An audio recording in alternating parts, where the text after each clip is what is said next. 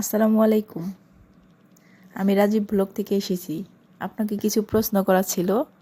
এবারের আইপিএল থেকে মুস্তাফিজকে বাদ দিয়েছেন ইন্ডিয়া, এটা আপনি কিভাবে দেখছেন? ধন্যবাদ আপনাকে এ বিষয়ে আমাকে প্রশ্ন করার জন্য।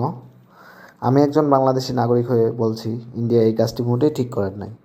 এতে করে বাংলাদেশের ছোটো বড়ো সকল শ্রেণীর ক্রিকেট প্রেমীদের হৃদয় ভেঙে চুরমার করে দিয়েছে। শুধুমাত্র বাংলাদেশি বললে ভুল হবে, বিশ্বের অনেক দেশের ক্রিকেট ভক্তদের হৃদয় ভেঙে চুরমার করেছে। এই কাজটি করার জন্য ইন্ডিয়া নিজের পায়ে নিজে কোড়াল মেরেছে।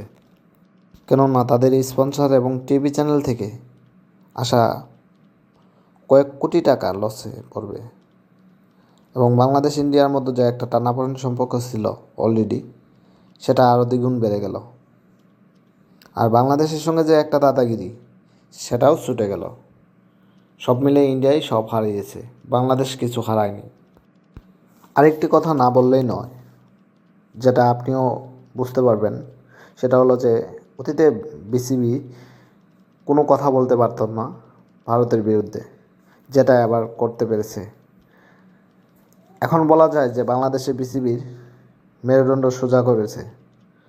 তারা এখন জোর গলায় বলতে পারে, তারা তাদের ন্যায্য হিস্সা এবং পাওনা বুঝিয়ে নিতে সক্ষম। সাবাস বাংলাদেশ, এটা ইন্ডিয়াকে দেখানোর জন্য। ধন্যবাদ আপনাকে এই বিষয়ে গুরুত্বপূর্ণ কথা বলার জন্য এবং সময় দেওয়ার জন্য। আপনাকে অসংখ্য ধন্যবাদ।